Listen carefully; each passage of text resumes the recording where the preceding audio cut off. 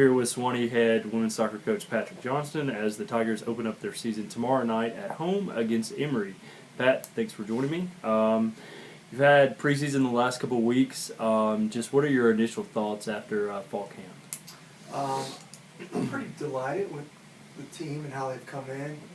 A big part of obviously how you're going to do in the early part of the season depends on what you did in the summer that preceded it. And in general, the team's mentality is good. The general fitness level is higher than I've ever seen it.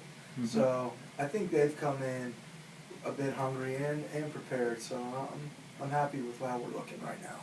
Last year you finished 13-6 overall. You made the semifinals of the conference tournament. You've got a number of players back, a lot of experience that's played the last couple of years. How do we now go to that next level? I think there's a couple items in there, and we have addressed it and we've looked at it. What we're looking for in order to rise above 13-6 or 12-6 is to get some consistency from our goalkeeping position, find some more ways to score goals in the tighter games, which is something we have struggled with in the past. Mm-hmm. And I think we've made strides to fix that. And also just generally overall the team is better because we're returning 10 starters, losing one, Jamie, who was a big loss, but we've also added some new freshmen that have really made us a deeper team. So I think the 2015 Lady Tigers is definitely the strongest version we've had in a long time. Talking about scoring more goals, let's kind of walk through a little bit, kind of position by position. What do you expect from, I guess, the offensive third, the ear forwards, and people who are going to attack and need to score those goals? My expectation is hopefully that they'll score, but it's a situation where we have to make sure we capitalize and are efficient in front of goal. We will create chances, not necessarily in some of the tighter games be the one that creates more of the chances. So that's why we need to really make it count. We're going to look at set pieces this year and try to definitely do better on that. A couple freshmen have come in. One is very good with a long throw, so we have that new dimension that helps us out. And, I just look for them to continue to be hungry and capitalize. That's going to be the main thing. Who are some players in the midfield that have stood out so far and you maybe expect to play well this year? In the midfield, you're looking at, obviously, Sissy Frank, who came in as a freshman and lit the SAA, going back to my playing days, but she lit it up. Everybody knows her. She's someone that they'll be prepared for. And then someone else that I think had a real good season. Of course, it's kind of hard to be objective, but my daughter, Nikki, has done great things for the team. And in her freshman year, she scored 3 goals. 2 of them were game winners, beating Roanoke and Birmingham Southern. So those are 2 big goals there. And then the other one was a late goal that brought us into overtime to beat Hendricks. So I'm hoping we can get some goals from those 2. And then there's a good solid core of players to push them.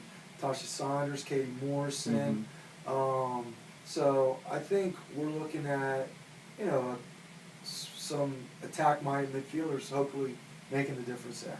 Obviously, we want to hold possession, want teams to kind of chase us if we have our way. Yeah. But at times, teams are going to attack us, unfortunately. You talked about getting consistent play from our goalkeeper and also, I guess, our back line. What do you hope to accomplish this year defensively?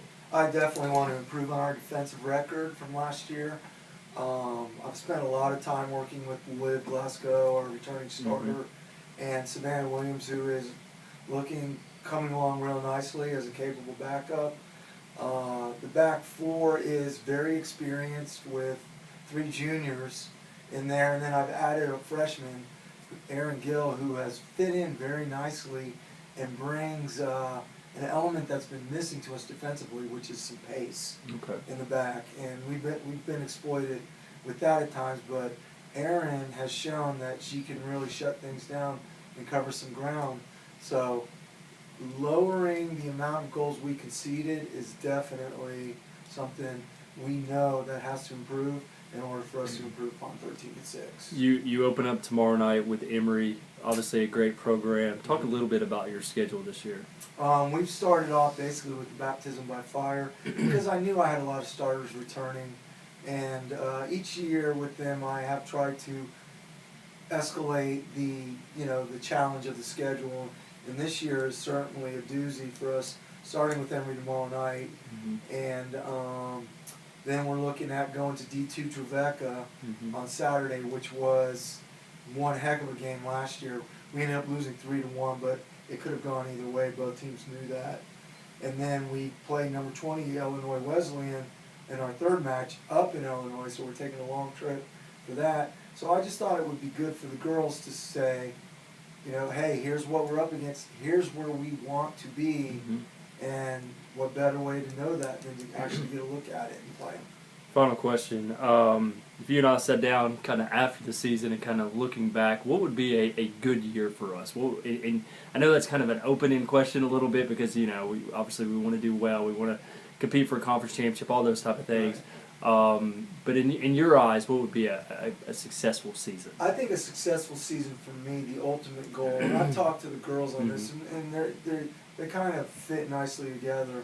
I think the girls are more interested in our finishing in the conference. Definitely wanting to win the conference championship is a goal they've established. For me, I would like to get a bid to the NCAA tournament. I think that would be the next step for us. If we don't win the conference and get a bid, to me that's a successful season. If we win the conference, we get a bid anyway, assuming conference tournament.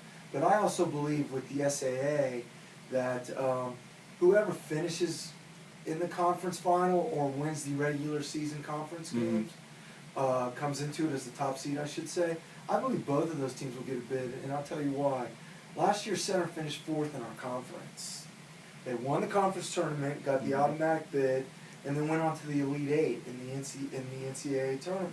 So what does that say about our conference? It says we're a lot of strong teams. For the 4th place team to finish in the final 8, I think collectively overall, and I'm sure my companions or comrades in this agree, we all need to win a big game or two to really get our conference the respect it deserves. And I think 2 teams this year, you're going to see 2 teams from the SAA, if not 3 in the NCAAs. I really do. Well, thanks, Pat. Hopefully that one of those teams will be us. So, agreed. Again, the Tigers open up tomorrow night at home at 6 o'clock against Emory. Thanks, Pat. Thanks.